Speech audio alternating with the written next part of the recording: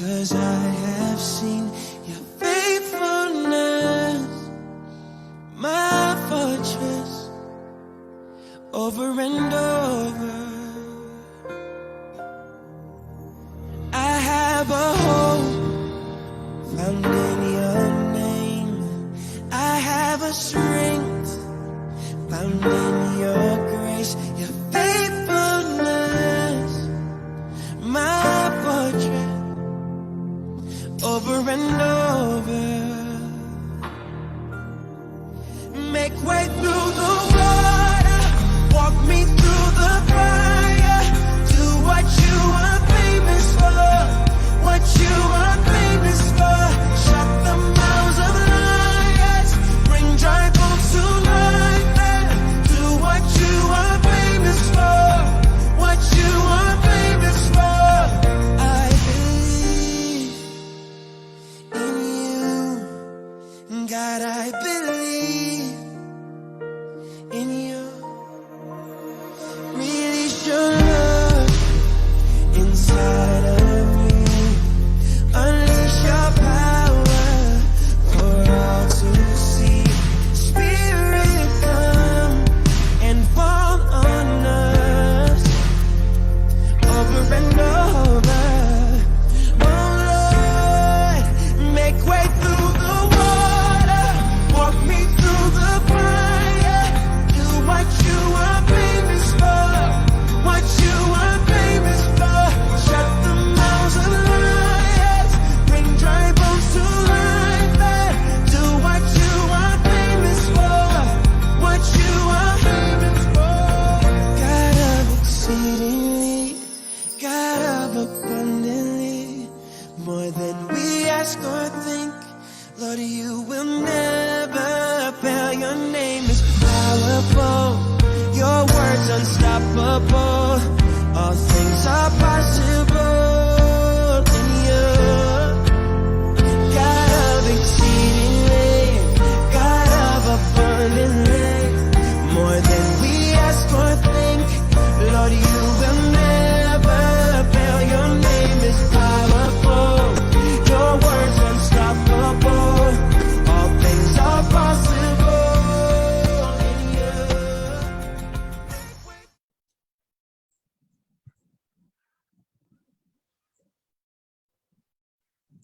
Hello everyone, good evening. What a beautiful day it is today.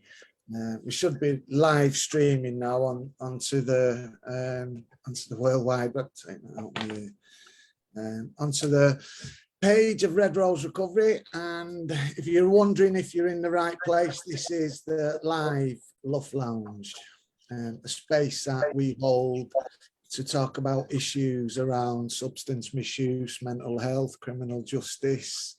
We occupy that space every week on a Saturday at 5 o'clock. And I mean to say, you know, none of us are paid, none of us are on the clock. So, you know, for the last year, we've held something like 68 shows. Each show runs around about 2 hours. So, you know, you guys do the math.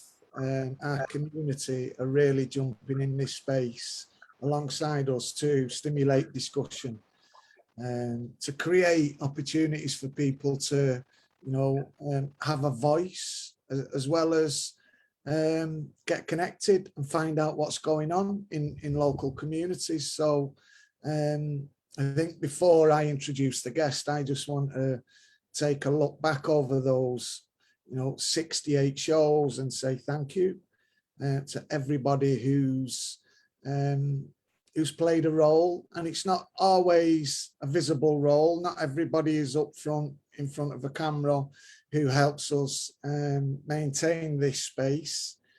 There's lots of people involved behind the scenes, you know, so it's you guys really as well that I want to say thank you to.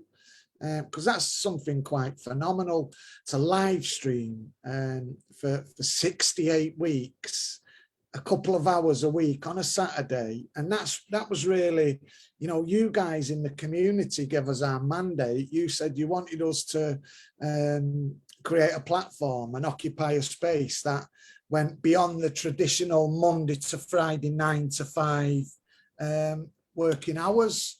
You guys said you wanted something a bit more than that. So, you know, everybody who's played a part, and I don't just mean the people who jump onto these Zoom meetings and help organize it and then like and share it. I mean the people watching. So thank you to you guys as well, because you're really why on a Saturday evening we stop everything that we're doing and live stream to the community. We've got a fantastic lineup of guests tonight, and again, you know, I think this is the beautiful thing about being connected into such a diverse but marginalised and stigmatised group of people. Because I don't know, I've yet to meet anybody in this sector, and I'm not just talking about the Lancashire User Forum, I'm not just talking about Red Rose Recovery, I'm talking about the sector. I have yet to meet anybody who, when that call for help has gone out, that they've left it unanswered. And I don't know any other sector where we can say that, you know, and that's phenomenal. But we don't always ask for help when we need it, do we? You know, it's don't try and get your head around it, don't try and understand it, because it's a really fascinating, I think, fascinating thing to be challenged with is mental health, substance misuse. And you know, like a few of us on this show tonight got first-hand experience of ending up in the criminal justice system as a result of those. Let's call it what it is. It's an illness, isn't it? You know, it's an illness, but sometimes it's not always seen as an illness, particularly when it's manifested.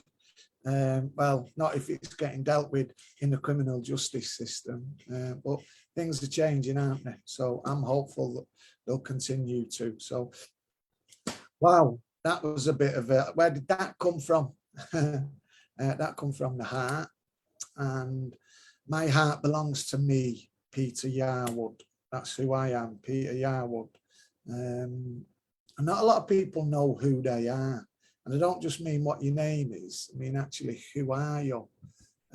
Because we operate in a physical realm, and I think 95% of the population, that's where they stay, in that physical realm. But I know there's another realm, it's called the spiritual realm, and then there's another one, isn't there? You know, like where the thoughts come from. Just going to throw it right out there and get really philosophical with you tonight, but where do they come from?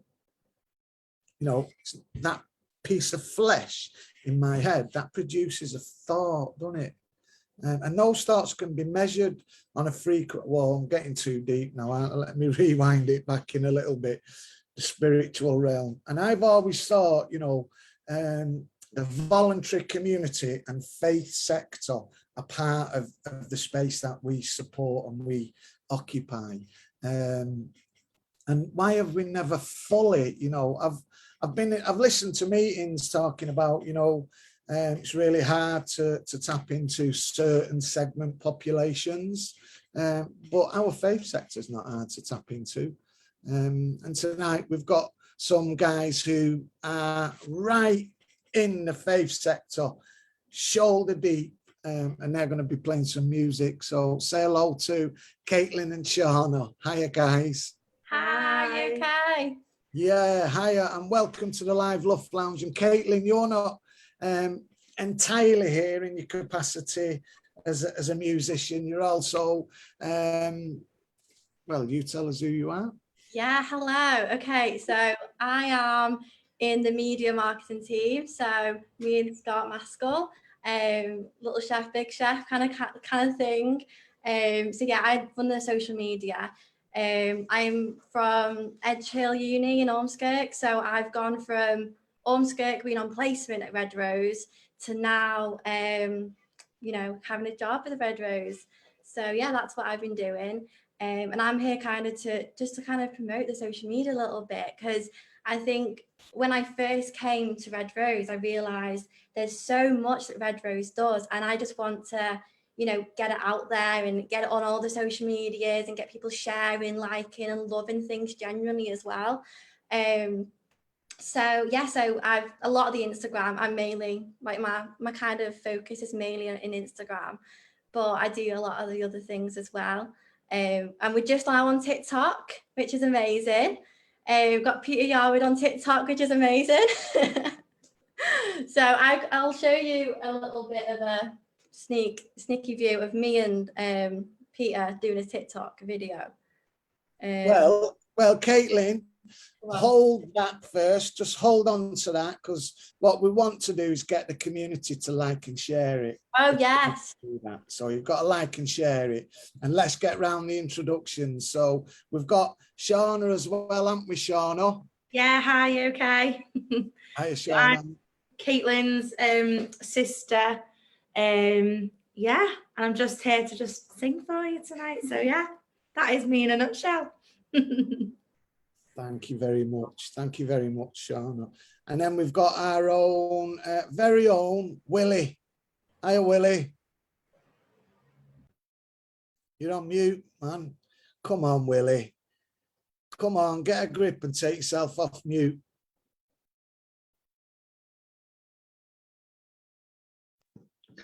Yeah, some more words of wisdom tonight on respect. And I'm here as well if anybody wants to phone in and ask me questions about my life and the book I've wrote. Since yesterday, I've started on a new book.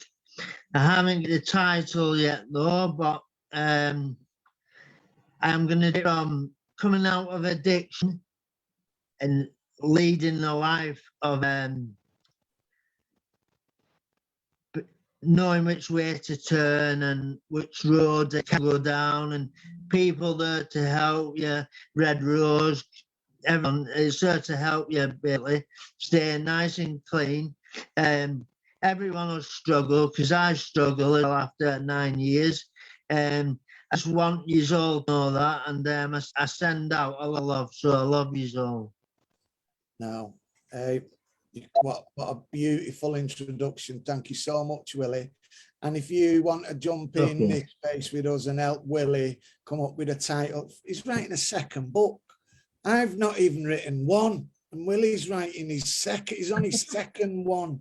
So if you want to help Willie find a title for that book, just put it in the comments, like you do every week. Put it in the comments. Hit the like and share button. And I will send person a book free, book I've wrote at the moment, if pick their title. Well, that's, see, he's already on it, isn't he, Caitlin? He gets it, he understands it now. He is on it. Yeah. Okay, and moving around my screen as I see it, we've got Michael Taylor Moore. Hiya, Michael. Hello everybody, I'm Michael Taylor Moore. I'd just like to talk about a little bit of respect I have for Red Rose Recovery and the love, and a little bit about my road to recovery and how much respect and love I have for Red Rose and what they've done for me. I went into recovery, and after recovery, Red Rose wrapped themselves around me and give me lots of things to concentrate on in my life. So I'd just like to talk a little bit about that today and show the gratitude that I have for the lovely people I've met along the journey. Well, you know, like any independent space, I mean, I work for Red Rose Recovery, so I'll let you get away with saying nice things about us, but like any truly independent space, I have to say, there are also other recovery organisations who do provide support, and we do work in partnership with all of them. And none of us get to where we want to be on our own, and we don't certainly get there with help from one organisation. We have help from multiple organisations. So I know, you know, if you hear a lot about Red Rose Recovery on it, because I want you to know why that's the case. It's because Red Rose Recovery jump into this space with us as a recovery infrastructure organisation and help us. They help us with resources. They help us with a multitude of things, but they do not own us. hence why none of us are here with our Red Rose Recovery hats on. None of us are here as employees of Red Rose Recovery, but in the Lancashire User Forum, I think it's important you know, we do have the memorandum of understanding. We have an agreement with Red Rose Recovery as an organisation. So thanks for that, Michael. And you're growing, man. I can see you flourish on a daily basis. And again, you know, it's like grab as much of that as you can, mate. You're on a beautiful, amazing journey. Okay, moving on to Stephen Leonard. Hiya, mate. Hi, everyone. Hi, Peter. Yeah, I'm Steve. I'm connected with Families Matter, which is a support group. The platform's provided by Red Rose, and it's a mutual support group by families. We gather together, we exchange ideas, we put our cases, we try to solve problems, the problems that families come up with. And I'm going to fill you in at some stage on what it means to us. Thanks, Peter. Thank you. You are why I do this job, because there's been a few times when I've thought, that's it, I've had enough, I'm not doing it. It's people like you, Stephen, and there's so many more people like you who are out there who need help and support. And I think it's brilliant that you are saying, well, I'll create a space, you know, if it's not already there for us to tap into, I'll jump in that space, and I'll, you know, every week you're there, aren't you, streaming Family Matters. Yeah. You are week in, week out, you're there streaming Family Matters. And again, that's independent, nobody owns it. Like you say, it's space that is for family members, and it's, you know, it's mutual aid, isn't it? You support each other. Yeah. So please, guys, if you've not already, hit the like and share, because there is family members out there who don't know about that space. And Stephen's here to tell you how to get into it, how to access it. That's right, isn't it, Stephen? That's correct. Yeah. Okay, you're a star. I love the bones of you, and you are amazing, Stephen. Do you know that? No, well, yeah. Give over, Peter. You're making me blush. Well, it's the truth. Brad, you look like you've just scooned in off a surfboard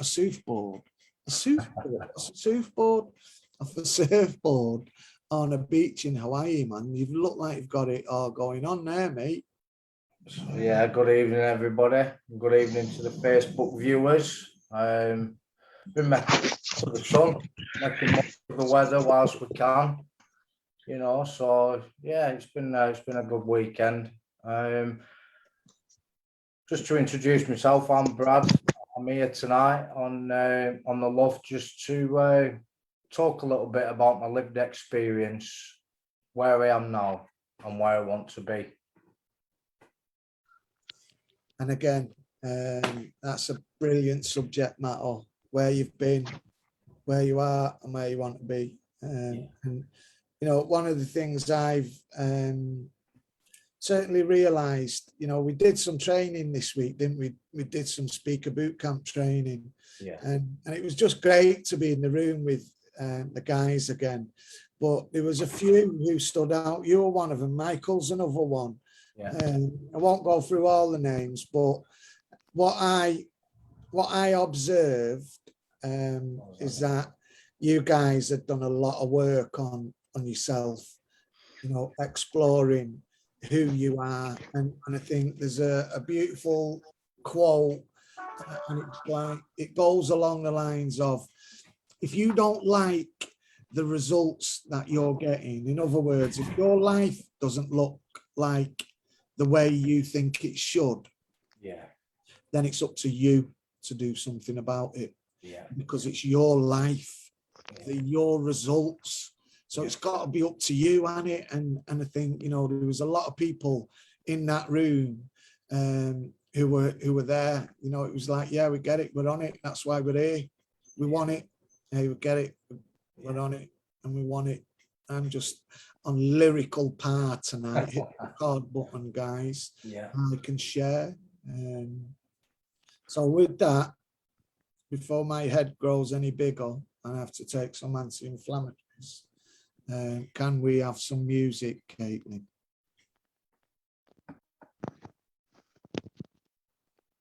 Of course, let's do this. Right. I'm just gonna set up. Can everyone hear us? Brilliant. Okay.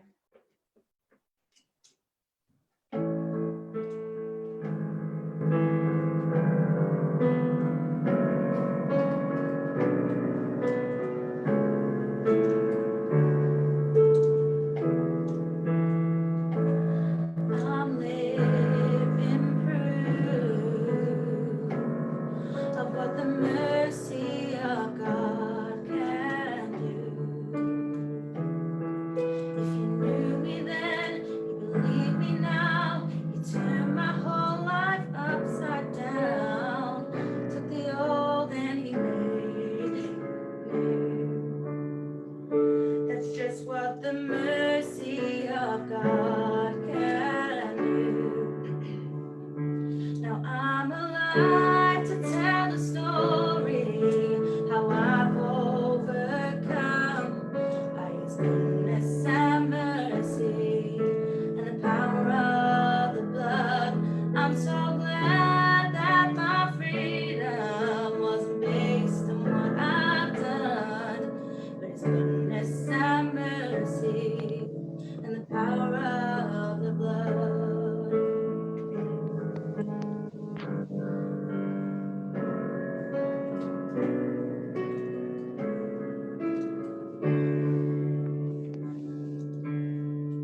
I thought I deserved, oh, to be 6 feet beneath the earth. For all the things I've done, the things I've said, the choices made that I regret, oh, I would still be lost, but for the mercy of God, oh, now I'm alive to tell the story how I've overcome by his goodness and mercy and the power of the blood. I'm so glad that my freedom wasn't based on what I've done, but his goodness and mercy and the power of the blood. Was the cross meant for me that my Savior carried? Now I've been made free by the mercy of God. Was the grave meant for me where my sin lay buried? Now I stand redeemed by the mercy of God. Was the cross meant for me that my Savior carried? Now I've been made free by the mercy of God. Was the grave meant for me where my sin lay buried? Now I stand redeemed by the mercy of God. Now I'm alive to tell the story how I've overcome by his goodness and mercy and the power of the blood. I'm so glad that my freedom wasn't based on what I've done, but his goodness and mercy and the power of the blood. It's his goodness and mercy and the power of the blood. It's his goodness and mercy and the power of the blood. Oh, wow, brilliant. Well done. Thank you. Thank you so much. Thank you. Thanks, Caitlin. Oh, no, thank you for having us. Thanks, both of you. Thank you. No worries. We're It's- brilliant, that. It's a song called Mercy. Who Yeah. By Maverick City. Maverick City. So Yeah. we go to a church called the Foundry in Widnes, and me, Shauna, my other sister, and my dad, we're kind of like the band of the church. Yeah. But we heard that song like a few months ago, and we just wanted to bless you with it today because we feel Yeah, blessed by it. Thanks, love. Thank you. Yeah, thank you. And again, you know, it's like I was saying before, in our day-to-day roles, we work with, you know, people who are the adversity in their life. You know, food banks are regular, they're on first name terms with people at food banks. Poverty, you know, the poverty line, the bread line, I think they call it, don't you? That's something to like aim for. You know, that's a result if they get to that point where, you know, not everyone is in that spec, but many of the people we work with are. And I just think, you know, we've got a faith community out there, which is really pulled together through COVID, who are just there, you know, and really, you know, waiting to share their love, to express their love. And that's not, I don't mean, you know, a group of people who are there with a Bible and they're coming to like tell you about scripture. They'll probably do that if you ask them, but I mean manifest it in an action, attaching hands and feet to it. And I think, you know, when you guys jump in this platform and start singing, it's just a beautiful thing. So thank you for that. Oh, thank you so much. Thank you. Did you say you had a little sneak preview of a TikTok, Caitlin? Right, I do, but it's only me and you so far. I've got one other that sent me, but I've not added his in yet. But this is just me and you. Okay, are you ready for this? Yeah. Right, so it starts with me. Hold on. Can everyone see? Hold on, let me just put you on full screen so the viewers can see. Right, off you go.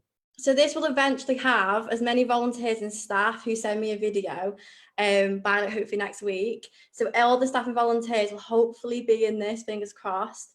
I put the video together, they've just sent me videos. It's just me and Peter for now.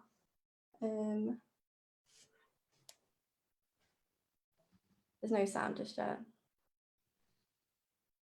So I spoke it to Peter.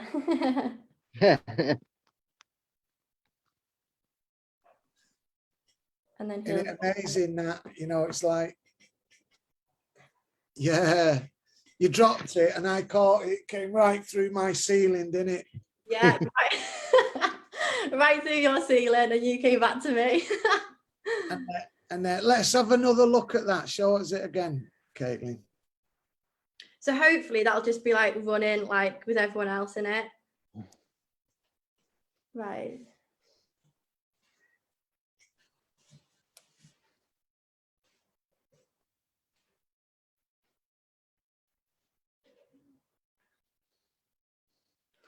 So this is going to be our first ever TikTok, hopefully. And then he drops it and somebody else will catch it, not actually me. That's brilliant, Matt. That's amazing. And Yeah. you know, it's great. It is a real breath of fresh air because we've been meeting on a weekly basis, haven't we? I know I wasn't able to this week because I was training and Scott wasn't there, but we're starting to build a really strong media team, aren't we? And I think rightly so, because, you know, media is gonna, it's big in it, media, it's gonna get even bigger. And I think if we want to occupy a space to stimulate discourse and discussion, tackle stigma and connect people, sharing knowledge and expertise and all the rest of it, I think media is a great way to do that. Yeah. And it's just been great having you on board. And you come on board as a, tell us how you come on board, Caitlin. Yeah, so I study psychology at Edgeley University in Ormskirk in my second year. And after maybe the second semester, because of uni and lockdown, we didn't get to do much. So I wanted to do a placement. I don't actually have to do a placement with my course, but I just wanted to do something extra. And then I saw Red Rose Recovery pop up. So I went for the placement, had my meeting, and got the placement job basically. So for a couple of months now, I was doing, you know, the placement version of Red Rose for the media, teaching Scott Maskell about TikTok. I don't think he's even got it just yet, but I'm going to get a lot of everyone on TikTok. And yeah, now I'm working as media marketing, like assistant kind of thing. So yeah. Caitlin, Yeah. Caitlin, was it you I was talking to about the books, any quotes? Yeah, so the future for Woody's Words of Wisdom, we want to do either monthly or weekly or something kind of quotes where we get your quotes on the social media quite often. Yeah. I've got quotes on there at the minute from previous quotes that you've had. But I am wanting to push your quotes a bit more on our social media and create. Oh yeah, Just need your words. yeah. And, you know, it's not just TikTok though. There's a whole world out there, you know, Instagram. What are the big trending platforms that are out there, Caitlin? So the main ones are Instagram, Facebook, Twitter. They're the three main ones I would say. Especially, you know, at the minute, you know, from the lockdown, TikTok, Instagram and Twitter and Facebook, they have just, you know, so many people are on that now. So if you're not on it yet, you need to get onto it. That's the buzz at the minute. So yeah, they're the main ones really. I mean, social media has been all my life. I'm 20 years old. I've literally had social media my whole life. So I'm like buzzing when I talk about it. Yeah, nice one. And I think it's great that, you know, you're in this space with us and your passion shines through. So Caitlin is Caitlin's amazing, and you're going to be hearing and seeing a lot more of us via social media because of Caitlin and Scott as well. Scott's always behind the scenes though, pulling levers and pressing buttons. He don't have blood running through his veins. He has zeros and ones. Data. That's what flows through Scott. Data. I always want to know about the data. And maybe one week he'd come on and unpack just how much data we grab from this space and what we do with it. So that reminds me, we have got a link that you can click on when you hit like and share. There's a link to a survey. It's called Changing Futures, and it asks a couple of questions. So yeah, you know, make sure your voice is heard. That data is integrated into future services that get designed and delivered. The other thing as well, I was thinking about, you know, there'll be lots of people who are in prisons. You do some work, you do some, you know, as a faith community, you go into the prisons, and now I know how important that is because I was in prison, and a group of committed individuals, a group of people came in on a weekly basis, and they used to bring some biscuits, and they used to bring some coffee, and they used to bring some compassion into a place where there wasn't very much of that. And I used to look forward to that. And yeah, would I be really image conscious, singing worship songs? Yeah, I would. But I used to look forward to it, and I kept going back. And you know what? They had something that was attractive to me, and it went beyond who or what they were. And I wanted to find out a little bit more. But I think importantly, they taught me about a particular set of values, Christianity, you know, and that's what many people ask, what does Pete do for his recovery? Well, there's your answer. Pete roots his recovery in Christianity, in the Bible, and in his faith. And that happened because people like you came into prison when I was, you know, broken down at the bottom of my, you know, I didn't have any hope, couldn't see a way out. I thought life would always be like this. Didn't know it could ever change. And you do that as a volunteer as well, don't you, Caitlin? Yeah, so we've not had since COVID, we've not done it, but it's Thorncross. We used to go there once a month. Me, my sisters, my dad, and a couple of other people.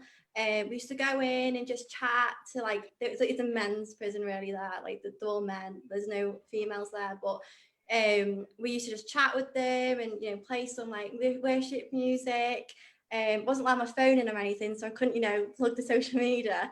But, you know, we brought our music, and there's a guy, you know, two guys would preach like every other. They'd switch the roles and preach, and yeah, it was an amazing experience for me. You know, I've done it since I was 18. You know, going into the prisons, and it's just like such an amazing experience, you know, for me, as well as like people who are receiving it. So yeah, I loved it. So if you've never, I would just say, if you're tuning into this, you know, either live with us, I don't know how many people are live, and I just don't, I've stopped even looking at that, because it's not about the numbers. It's more about the quality of the people who are in this space. And we have people who tune in live, and we have people who watch it over the week. So whoever you are, I would say, don't be frightened. If you've never experienced what it's like in a church or in that setting, don't be frightened by words like preach, or it's just someone who will tell you a story about the Bible. And we're great storytellers, aren't we? You know, go and listen to some of the stories, and don't think because they're 2,000 years old, many of them, that they're not relevant to your life today, because they are, and you can learn a lot from them. So I would say, if you want to go and test it out, you know, we take people every week to church. There's plenty of churches out there, you know, who would love to throw their doors open to you. I mentioned that because one of the things we've been discussing, Caitlin, is how we can shape this space, this platform, for people who are in prison, how we can include it. So that you're right, you know, some of them might have, they shouldn't have any mobile phones, but they might have. And what we know they have got is TVs, and we know they've also got game station, play, you know, stations in which they can watch DVDs. So we're gonna pull some DVD content together to send into the prisons. And that's why we've been meeting, haven't we, Caitlin? Yeah, we've got 2 episodes so far. I've worked on it a lot this week, so it is almost finished. Just need to do a few tweaks. But yeah, we've got 2 episodes of Love Lounge live. So anyone watching who's been on it previously, you might feature in it. You never know. We might do another episode. But yeah, these stories on these lives, these Love Lives, are so powerful. So to put them into like a CD and then take it to the prisons, I think would be amazing. And you know, there's a lot of people in prison who they don't know that life can be different. They don't know it can improve, it can get better. And what we can do by sharing our stories is give. William White says it better than I ever could, and he's a learned professor, and he's, you know, drilled into the I suppose the what's the word for it, not the data, but the, anyway, he's a professor, and what he says in the Mancunian vernacular is that we can transmit hope better than anybody else because we've had that lived experience, that first-hand experience. So when we go back into prison, which we will be, you know, in Phoenix Futures have just contacted me to say, will you come into HMP Hinley and there's about 4 or 5 of us who are going to go in, and you know, by the time we come out of there, we'll have spoke to a couple of 100 men about some real relevant issues, and that might be the very thing that takes root in their life. And some people, as we know, it'll take root in their life, in their heart, and it'll grow. And they know where they're coming. And we've got people who are with us now who we picked up from prison and then came to us when they got released. And, you know, I'm not saying anything that some of the other organisations in this space don't already know. I'm just saying, if you want to come in that space with us, we will train you up. And a couple of the guys who were, I mean, Brad, you're coming in that space with me, aren't you? You're one of the guys who will be coming into prison with me in a few weeks to talk to the people who are in there. And I had an interesting statistic. There's quite a few people who are released from prison on a yearly basis who need more support when they go out than they did actually when they went in. In other words, they went in without a drug problem and they're coming out with one. Yeah, and I'm looking forward to having the opportunity to be able to go and do that as well. You know, I just wish that when I was in that field, you know, that I got it might have been there, but I never kept an eye out for that sort of stuff. I was just interested what were going on wing, what I could get my hands on, you know. But yeah, it's a great thing, you know, to be able. You've been to prison then, Brad? Yeah, which I'm not pleased about, but I've been in and out for. From the age of 16, I was in and out for 10 years. And then how old are you now? I'm 32, 33 next month. Wow. You know, my first sentence, I just turned 16. I got 3 years, 9 months. You know, and I thought I'd never go back to jail again. You know, I always said I did all juveniles, and I thought I'm never going to be a YO. I'm not going with YOs because I had that fear around the YOs, and then I went through. What's a juvenile? So juveniles is 16 to 18s, and then you get your YOs from 18 to 21, and then you go into cons. But they're mixing your YOs with your cons now, and so because the prisons are overfilled, they're that full, and the spaces and the beds are that low that they're having to mix young offenders with convicts. So young guys with old guys, and the younger guys are learning lots of tricks off the older guys. Very quickly, yeah. We're going to go in there and teach them some new tricks, aren't we? Yeah, tricks of recovery, you know, a solution, a new way of life. You know, yeah, be good. So you wanted to talk a little bit about where you've been, where you are, and where you want to go, don't you? Yeah, I do tonight. Yeah. Go for it, Brad. It's a privilege as well, you know, it really is, and it's a great platform to be able to do this, you know. So again, I'll just introduce myself. I'm Brad. I'm a lead volunteer for Red Rose Recovery. I work alongside Shelley Nixon in the leadership sector. And, you know, I've been on this platform a couple of times, you know, and I've shared little bits of my story. And, you know, I've never really delved into the criminal side where I've been. So I'll just start off where it all started off for me. And, you know, from a very young age, I've always knocked about with older lads. I always wanted to be with older lads, and you know, and I was involved with youth offending team yacht at the age of 12. You know, my stepdad sat in numerous police cells with me at a young age. You know, when I was too young to be interviewed, or even too young to be able to sit in a cell on my own.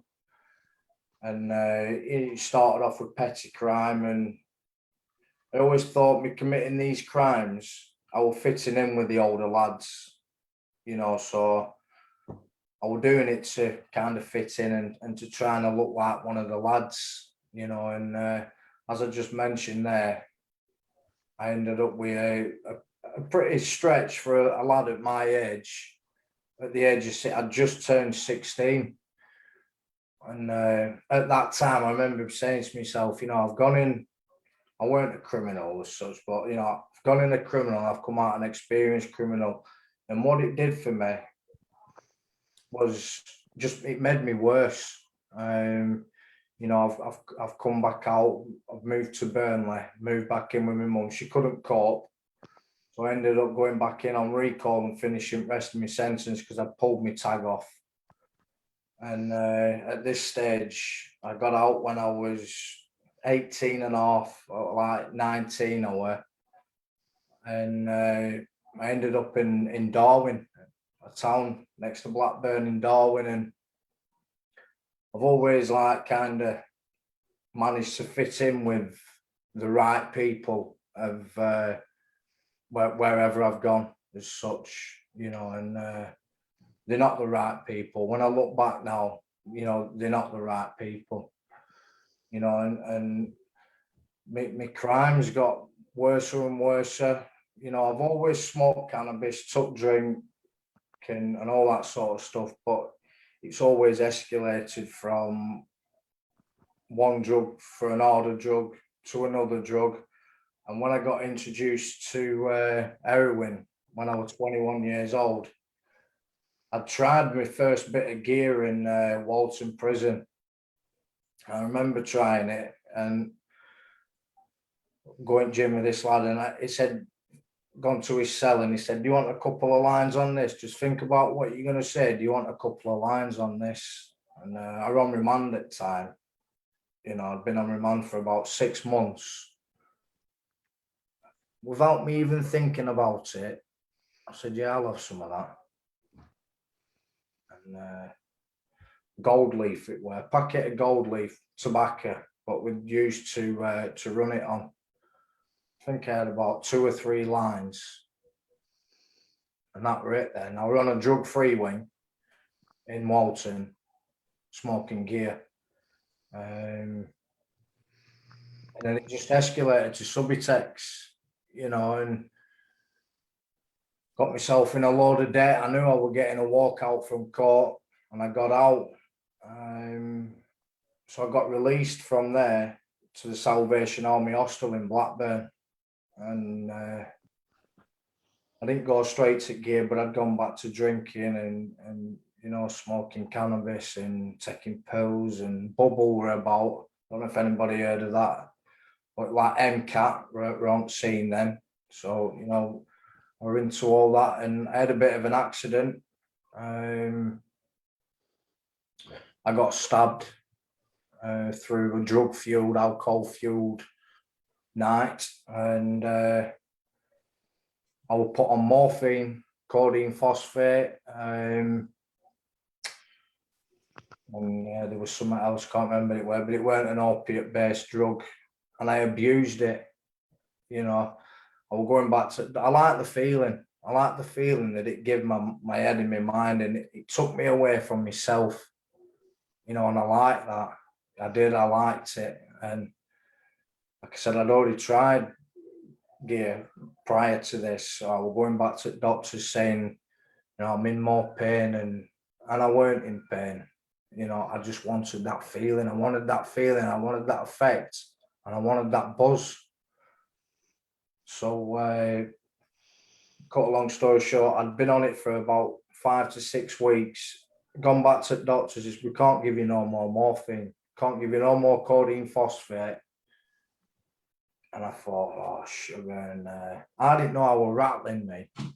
I didn't know I was rattling. I'd gone back to hostel, and I won't say his name, but there was this Scouse lad. And at breakfast we'd gone down, he'd gone, "You're rattling, you." You know, and I said, "What do you mean I'm rattling?" What, you know, and he just try a bit of this and you'll be all right.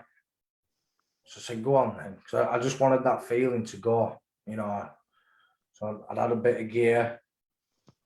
and all's been all right. I felt all right again. I felt, you know, like witty, and I thought, oh, I will do. So that right then, I had an habit at this point, and my crime kind of got worse.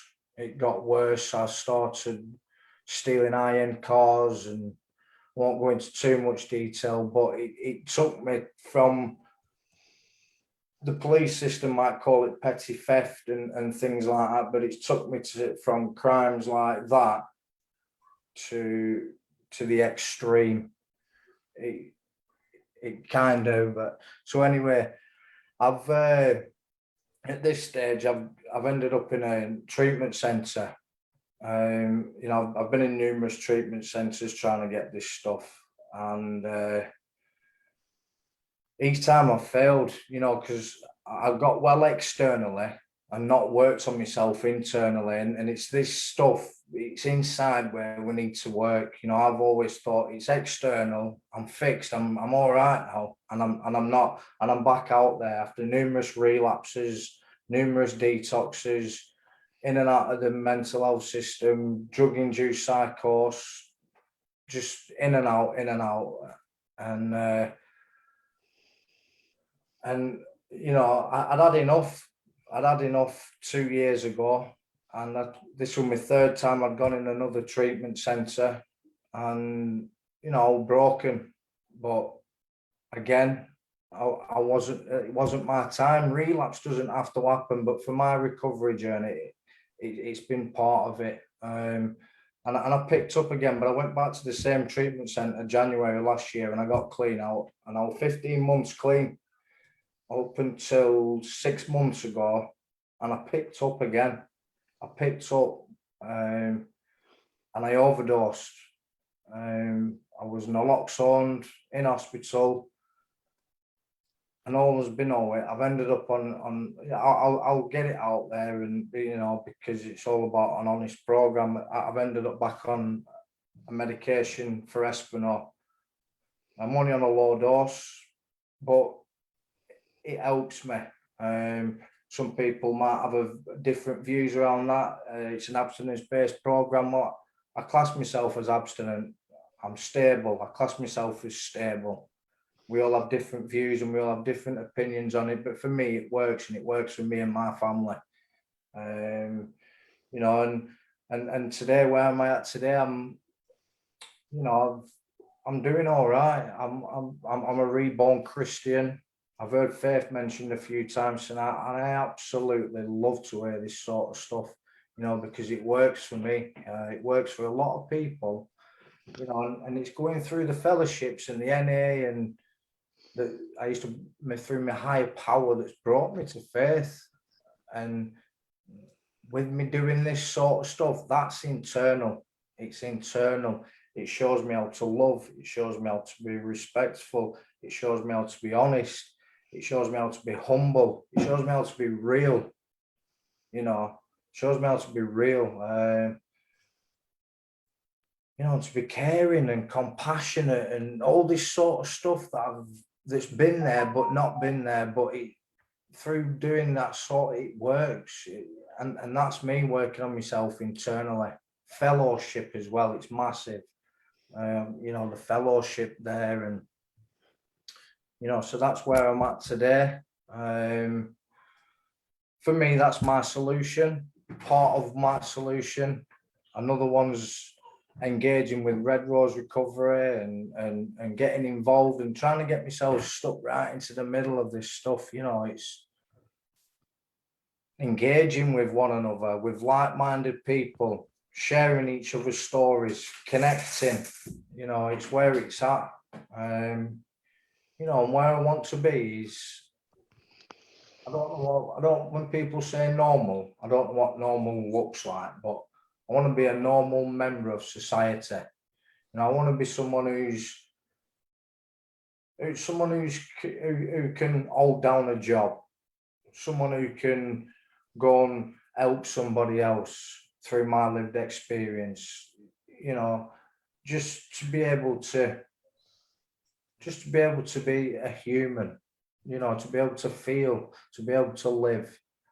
No, I really want employment. I'm like I said, I'm a volunteer at the minute, you know, but the end goal for me is hopefully all going well, and it's all down to myself, to nobody else. You get out what you put in. Mm. Is employment, you know. I really would, because I've been in jobs where I've worked with non-Christians, and they drink and they smoke weed on site, and they do, and I want to be in a different sort of field. You know, I want a new way of life, like you hear people speak about. You know, I'm sorry if I've rambled on a little bit. I've tried to cram so much into a short little bit of space. I just hope somebody's got something from that. And I'll leave it there. Thank you for giving me the opportunity to come Thanks, on. Brad. Thank you. Thank you, Brad. Cheers, Willie. Thank you. I don't think you've rambled on one bit. I think you've been really You're honest. amazing, wasn't it, Pete? Yeah, you know, and brave. And Brave that- person.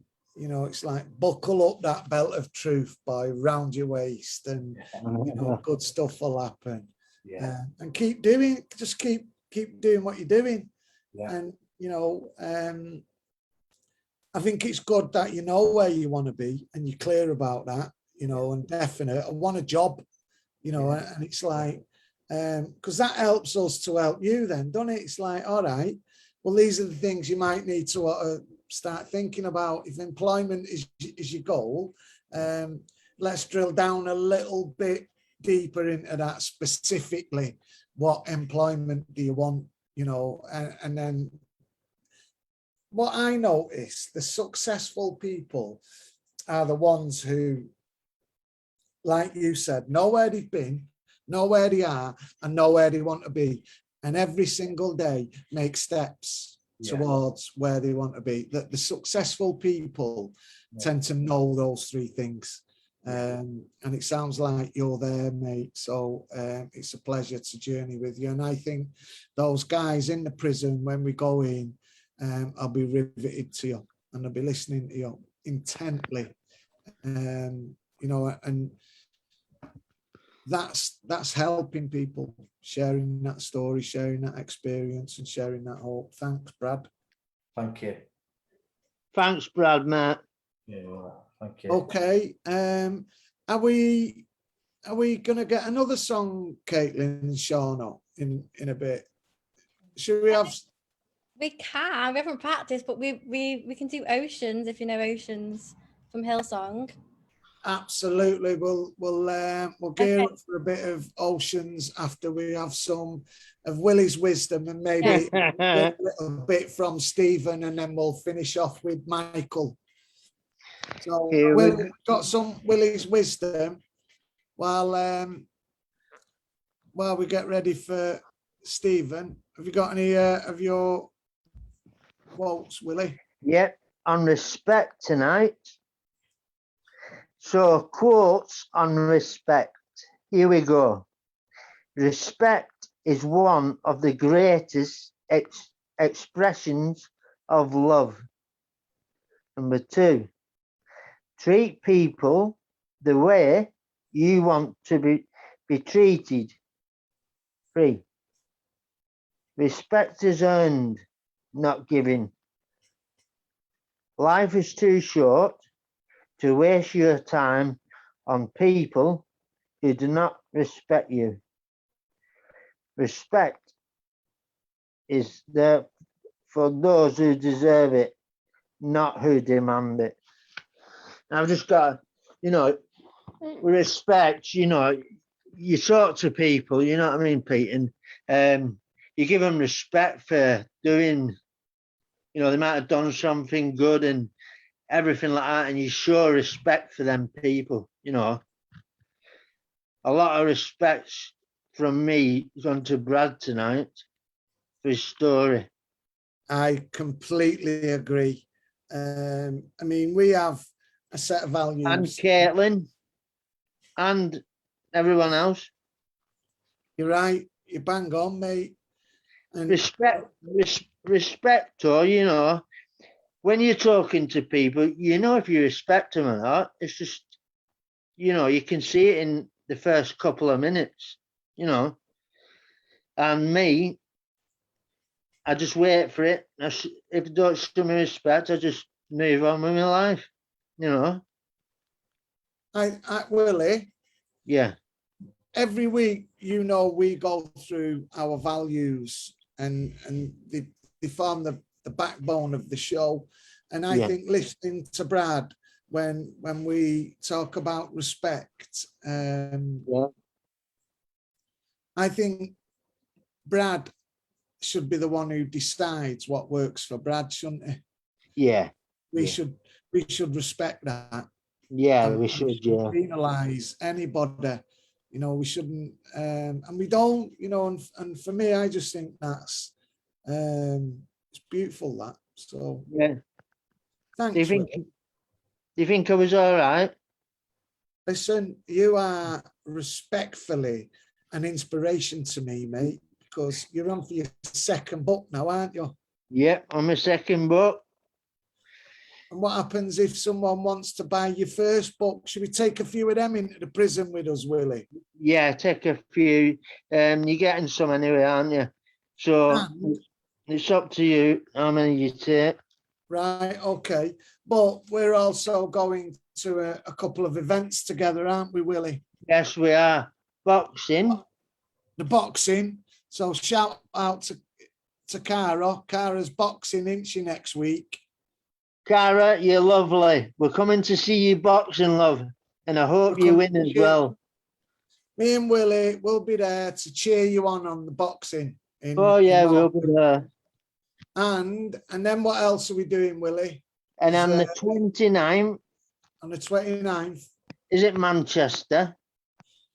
Well, it's not really Manchester. I mean, the guys in Stockport will, you know, they'll probably have something to say about that. All right. But it's Stockport, innit? It's All right, Greater then. Manchester. Yeah. In Stockport then, yeah. I do there from 6 till 12 at night. And who's If- running that? Our boy with the bucket hat, Who was it? Ben SOS Oh, Riley. yeah, From- Ben. Yeah, Ben. Riley. He was a brilliant DJ, isn't he? Hey, he's not bad, is he? Yeah, he's a good lad, Ben. So there'll be a few of us there, won't there, at that dry Yeah. rain? Yeah, I reckon if he Willie, gets Willie. if you get some of these books, you know, into either the police stations or the prisons, Yeah. you know, we might sort of catch people on the way on that net. We might have someone who could say, you know what, we're going to buy 100 copies of Willie's book and we're Yeah. going to donate them 100 copies into Yeah. prison. We might have someone who says, you know, we'd like to do that. See How what awesome would that be, Willie? Caitlin can do. Well, Caitlin, have a word with the big man upstairs and see what the power of prayer can do. But we're going for more than 100 if we're tapping into God, aren't we? Yeah. Could go for a few more than 100, couldn't we? Oh yeah, I can get them. There's no problem. You know what I mean? So, okay. Okay, Pete. Right, we're going to move on to Stephen, and then we're going to have a song off the sisters, and then finish off with Michael Taylor Moore. It's a beautiful evening, guys, and we can get out and enjoy it. So, Stephen, Right, yeah. this is your Yeah. first night on the Live Luff Lounge, innit? It is, yeah. I'm impressed by everyone. I really am. It's just a slight change of tone, but it's not about me. But I think you must have a little bit of my background to understand where I'm coming from. My daughter has or had an addiction. She still has it, obviously. She's in recovery at the moment.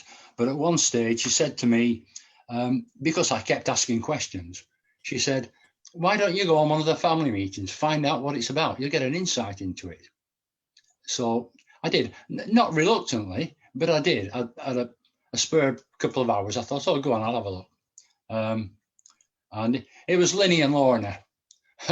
who introduced me to it. And really since then, I've really got extremely interested in it. These are the Family Matters meetings. Now, these were a platform supported by, well, they're all supported by Red Rose, but it was run by Red Rose.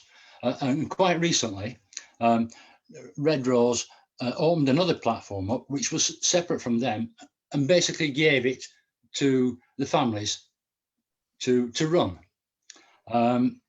Now, it's quite difficult. What I'm basically doing is asking you to go out there and pass the word, to share it. I mean, you go on these meetings, people forget the families.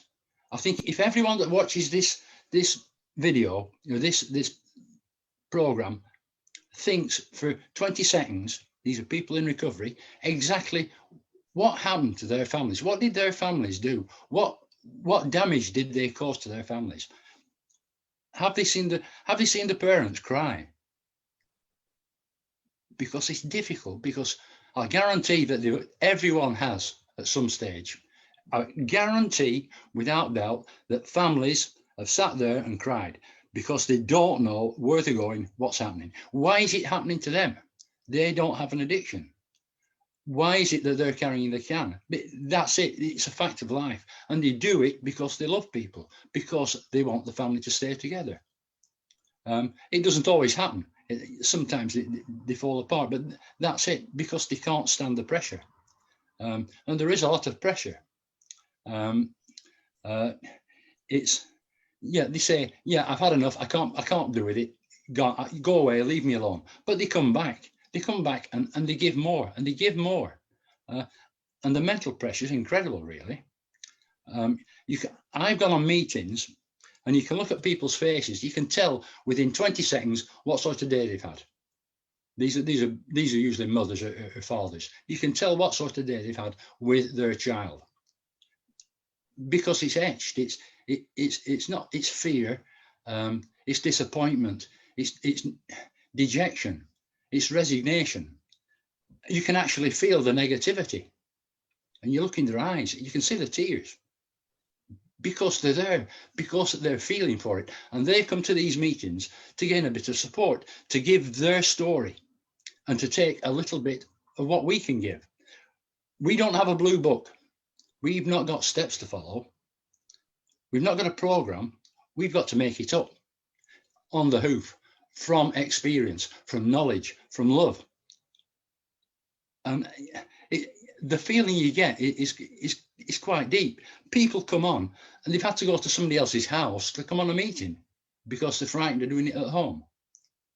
There are people that come on and they're frightened. They're actually frightened of physical abuse.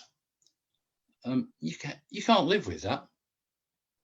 And you've got to try and find a way around it. You've got to try and look at the positives. And there are positives there. You start off simply. You start off by listening to the story and then taking a little bit, something simple, and trying to solve it. Trying to solve it by them setting boundaries. And setting boundaries is difficult. When you love someone and you set a boundary, you've got to stand by it. And you can't do because you love them. You have to set boundaries that you can stand with, and you can hold them up. And we try to nurture this and get it out of them. And we take their stories and we listen to them. And they're really, really difficult. We're not looking for answers. We've all got the answer. It's the solution we want. It's how do we get from where we are now to as close to the answer that we can. What can we do to help them? And it doesn't matter what they decide. They decide it. We don't. The families themselves don't decide it. The person involved decides it. And whatever they decide, we'll back them up. We'll support them. I may think it's wrong. Everyone else may think it's wrong, but we'll support them because they believe in it. It's their positivity that's coming through. And we tell them not to look back or to look forward, to deal with today, and when tomorrow comes, to try and deal with that.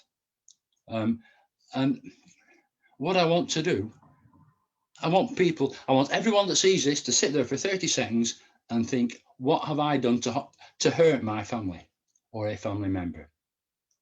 And now, why don't you go to that family member and say, go on one of these meetings, give your story, because it'll help. It might help you, it might help others. It only needs one word. One word can be a signpost to somebody, and that signpost can be a much better life, because it is there. It's just adapting to it. It's getting your mind around it. You've got to approach it in the right way. You've got to look at it from different angles. And this is what families do.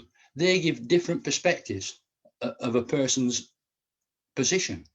And a different perspective can give a different result, and a different aspect, and a different approach, and a drive, and a positivity. And we back them all up.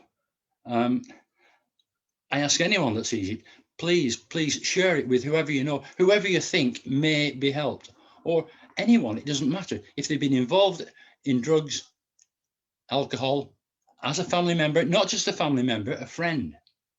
Anyone connected with it, they're quite welcome to come on, give us their story, maybe take something from us, but we'll certainly take something from their story, because that's what it's based on. As I say, we've no program.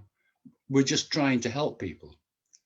And we do it with respect. We do it with respect, and we do it with consideration. It's all in confidence. What we say is kept there. And we do have a laugh sometimes. Not at my jokes, I must admit, but we do have a laugh. It's not all doom and gloom, and we try to get this across.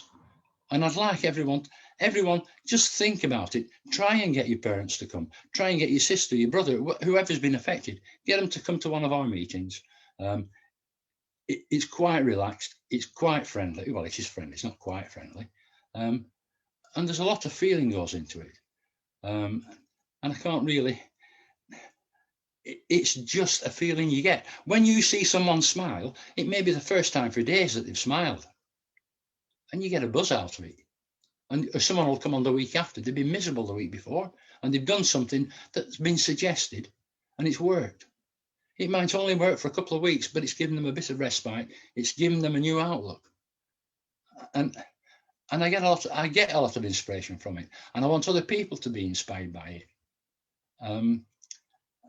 I can't really say much more. I will put a link up. Now, my screen doesn't show the screen I normally see, but there is a place for me to type something. I'll stick a link up. If anyone wants to come along, we'd love them to come. We really would. And if they're under pressure, if they can't make it, get somebody to send a message and we'll get in touch with them. I'll get in touch with them. I'll do what I can. I'll not give up. I'll not give up. I'll fight for anybody that's struggling.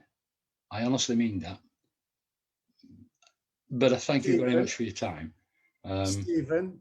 And I hope I've not gone on too much about too many dismal things. It's nothing dismal about it. I love doing it. No, you haven't gone on. You give a really good account. You're a strong ambassador, and I think you outline it better than any of us could ever do it. Because it's yours, and that's the powerful thing about you taking ownership of that space and you charging it forward. We'll put the link up in the description. Caitlin, is that something you could do in the chat so that our guys can grab that link? And I've put one up in the chat. I've put one in the chat now on the Zoom thing. Yeah, I've got. You got, but I would like to say, it's not me, it's everybody. Everybody that comes to the meetings. I just happen to be here now. It's not me, it's the group, it's the families. And when they become a family member, they become a member of our family. And we'll never let go. Oh, that's good. Say that again. When they become a family member, they become a member of our family. There you That's go. what we are. It's beautiful, that. So I'll ask all the guys in the team, Caitlin, if you could ping round an email, because we've got about 40 staff now in Red Rose Recovery. We're going to be up to 50 you know, in the next month or so. That's like quite a lot of people who were employed, who were working in this space. If we'll construct an email and we'll ping it round, and we'll make sure that we promote. And I mean, even if it's something you and Scott could pull a poster together, Caitlin, and get it on the TikToks, because it's not just people who, it's a virtual platform, so people from all over the country can join, can't they, Stephen? Yeah, anyone. We've just had a woman from Leicester who's actually an American woman. She's gone back to the States, but she's still in touch with us. So we're worldwide. We're going to have a day out there at McDonald's in California. I think it's brilliant, because that's what family members need, don't they? They need a little bit of hope. They need some space where they can share what's going on from their perspective with other people who are going through it or have been through it. It's really powerful, and I think you're right as well. You know, when you say sometimes the family members get forgotten about. I agree. I think they do. Yeah, they shout out and no one listens. I'm really grateful that you come in. Thank you. Into the lounge tonight. Thank you for your time. Thanks, guys. You're all doing a great job. Thank you. Thank you. And Caitlin, if we could maybe look at what Stephen said, because he said a lot of great stuff in a short period of time. If we could maybe pull some of that stuff out, and with your permission, Stephen, you know, get it out on Twitter or get it out there. Feel free. Yeah. That'd be really powerful stuff, that. Yeah. Thank you. No, thank you, mate. Thank you. Thank you. Okay, I feel ready for a bit of music now. How does that work? Yeah, we're ready. Go for it. Right, that's on the same position. We haven't practiced this one, so bear with us.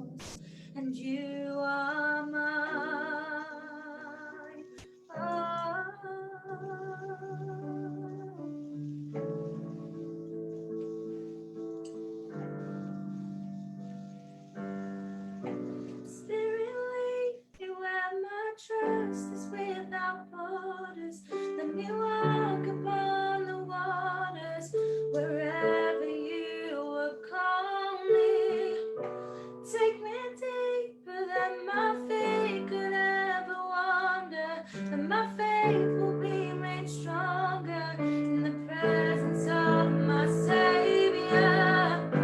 Spirit, lead me where my trust is without borders. Let me walk upon the waters wherever you would call me. Take me deeper than my feet could ever wander. My faith will be made stronger in the presence of my Savior. And I will call upon your name and keep my eyes above the waves. When oceans rise, my soul will rest in your embrace. For I am yours and you are mine. Oh.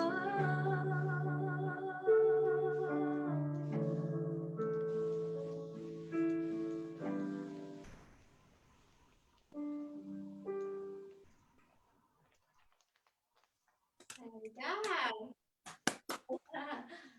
Brilliant, brilliant. Thank you, guys. Shawnee, you've got a lovely voice. Oh, thank you. Yeah, there's some good stuff going on over in, is it St. Helens? No, we're in Runcorn. Oh, Runcorn. It's near, is it Yeah, near? yeah. Yeah, Uh-huh. Runcorn. Okay. Not far. We've got another sister as well who sings. But she's in singing class or something. Yeah, at she's the minute. teaching Yeah. kids to sing. Oh, wow. So there's 3 sisters. Yeah, 3 of us. Sing. Oh no, I don't sing. I just play instruments. But then 2 sing. So it's a musical family, is it?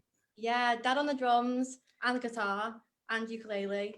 Dad can also play piano, but then I play piano and a bit of guitar, and then the girls sing. Amazing. I'm a bit of a drummer myself, but I haven't played for a long, long time. But I love the drums. so- We've got them in our house here. Our little drums. Oh, wow. The Guitars. guitars are up on the wall. And the keyboard. And the keyboard's there. Amazing. So it's a musical house. Beautiful. Yes. Thank you so much for coming on. I know it's a Saturday, right? But our guys are still out in the community. And I know, Caitlin, you will have received lots of pictures from some of our guys who are partnering with a housing provider called Community Gateway. Yeah. And our volunteers are out there today with Community Gateway, and they brought the football team with them. So they've set up what's called a beat the goalie. And, you know, they've invited the community to come along and take penalty shots. So some of them pictures are winging its way to you. I'll show them you now. I can't. Let me go on to speaker view so you can see them.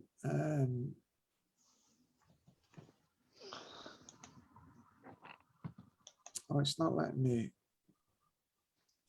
do it. I've got some really good pictures here though. Why won't it? Here we go. Speaker. Right. So here's some of the pictures of our guys doing beat the goalies today in show you. And again, you know, the volunteers are out there, and these are guys who were chairing the Lancashire User Forum, and they're out in the community today engaging.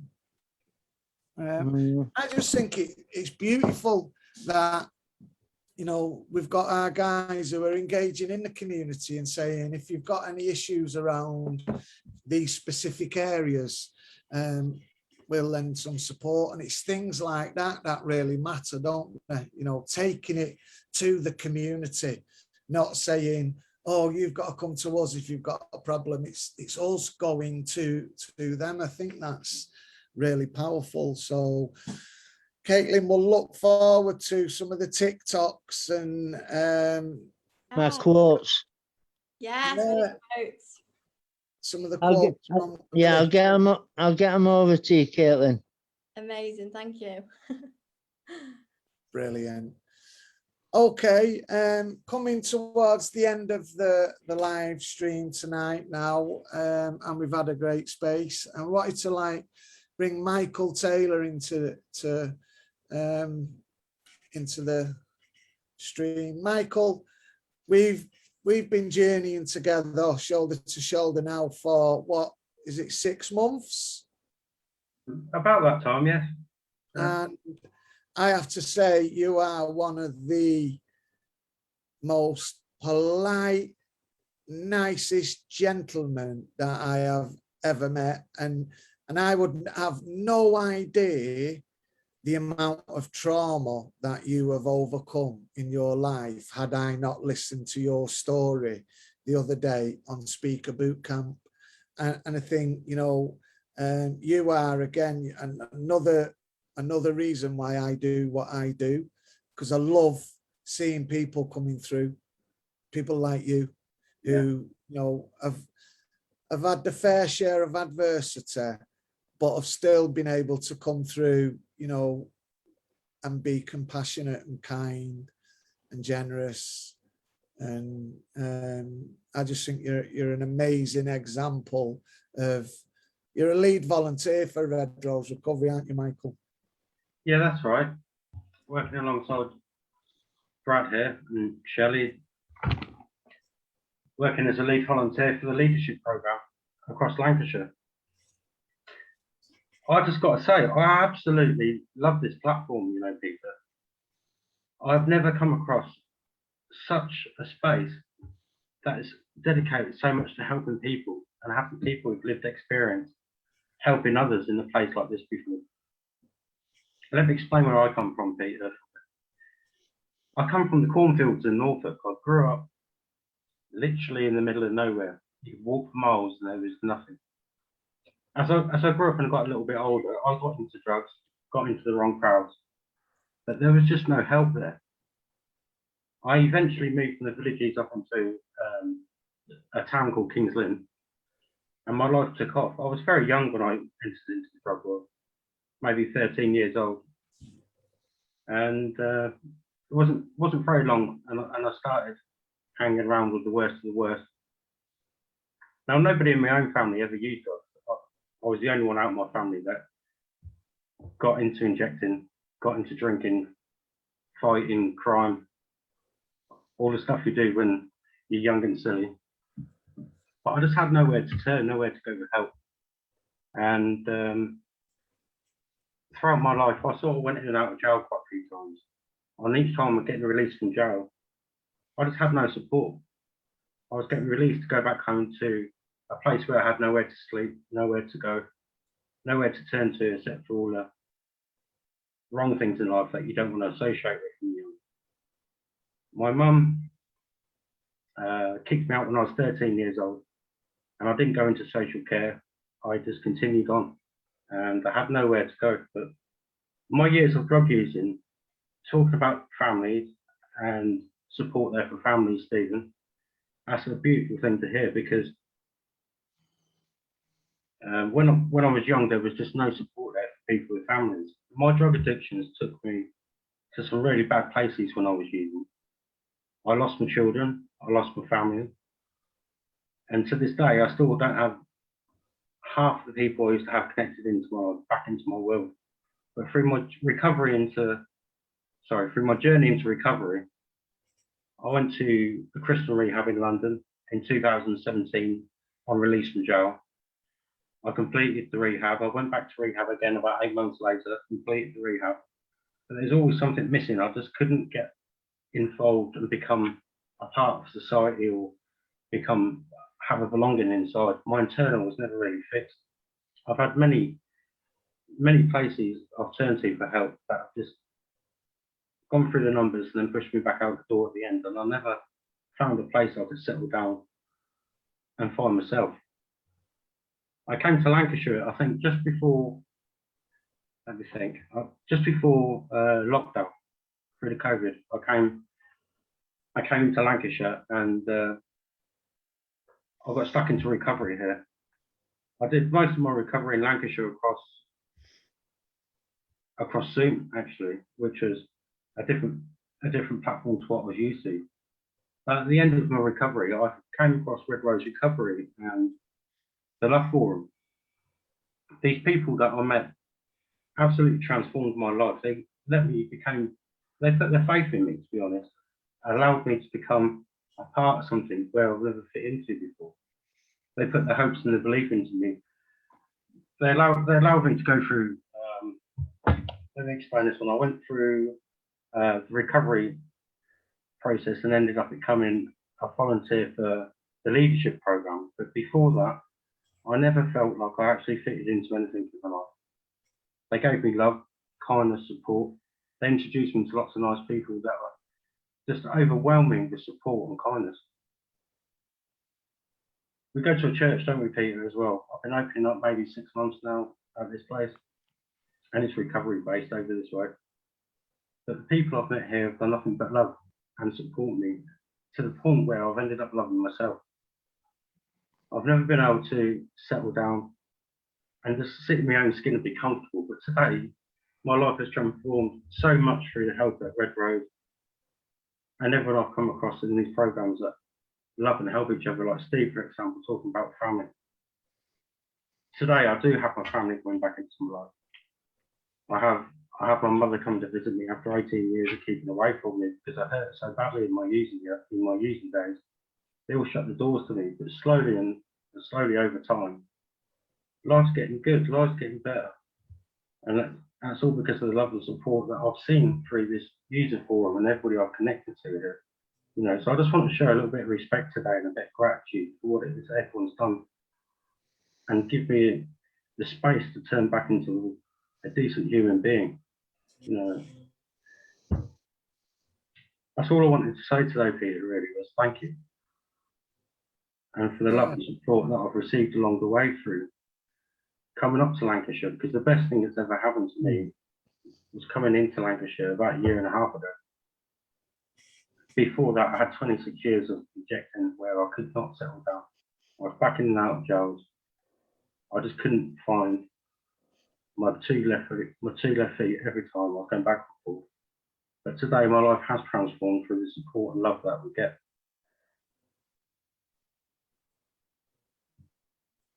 Well, it's a pleasure having you on board. And speaking about the leadership program, Yeah. That was a bid to the big lottery. So I think the big lottery should, you know, be thanked as well, rightly so, for funding the leadership program, because what I know is there's many people like you, Michael, Brad, you know, Willie, there's loads of guys out there who are just waiting to be a blessing. You know, for a long time, we've been seen as a drain on resources because we haven't fit in, we haven't been a part of anything bigger than ourselves. And the leadership program is identifying people who are, you know, who fit that criteria, but who are leaders, you know, who self-identify as leaders, but they just haven't quite, you know, quite found how to fit in. So what's it done for you, that leadership program, Michael? Honestly. Hand on heart, the leadership program has taught me my boundaries. Safeguarding, confidence, emotional intelligence, many things.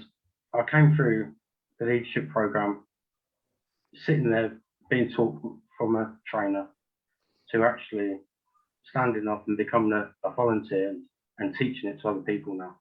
It's given me so much confidence and a boost my abilities to actually speak up, because before the leadership program came, I didn't even have a voice.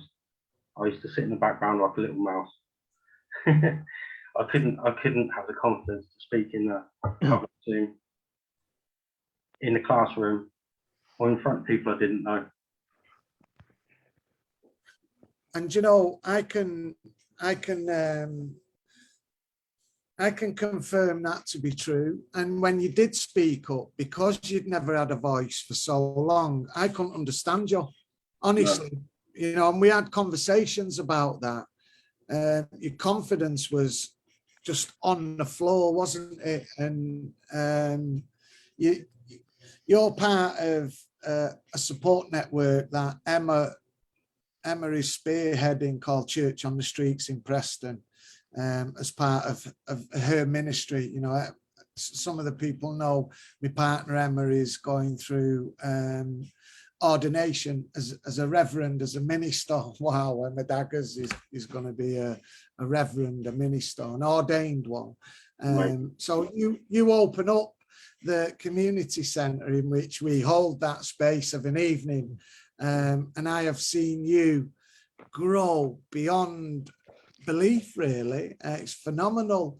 And I think not only is it great to see, but you are a real asset now to the people. You know, they look to you for hope and inspiration. And you're not there yet. You're not a finished product. You're still on the journey, aren't you? And Yeah. One of the things we wanted to incorporate into that leadership program was what we call a mutual mentoring relationship. So we partnered with Her Majesty's Revenue and Customs, and we said, we've got this program here, this leadership program, and we've got loads of people who are going to start putting through it. And alongside that program, we think some of your staff who are working would benefit from entering into a mutually beneficial relationship, you know. And that's been really interesting, because some of the people who have come through the program, they have, as mentors from Her Majesty's Revenue and Customs, they haven't got backgrounds of addictions. And, you know, watching how the two groups have met and how they form relationships have been beautiful. Did you have a mentor? Yes, I had a mentor from civil service, a lovely guy. I must say, when I first went into that environment, Peter, because I wasn't used to that world, it was kind of scary. I sat in the background looking at the different billboards at the back, and I thought, where am I? You know, it's one of the best things that ever happened to me. These people became my best friends. They become very supportive. They phone me up quite often still now, asking me how my week's been. Is there any way they can support me? What can they do to help me? And just ask me how I've been okay. Is there anything I want to talk about, or if you want to meet up for a coffee? It's really nice to run alongside these people that have so much advice and love and passion to pass along. They've been nothing but supportive and kind. And it's been really, really nice actually, Peter. And some of the feedback I've had is like the guys who we've put forward into that program have actually been a real blessing into Her Majesty's Revenue and Customs. Yeah, so it just goes to show, you know, that people are just people, aren't they?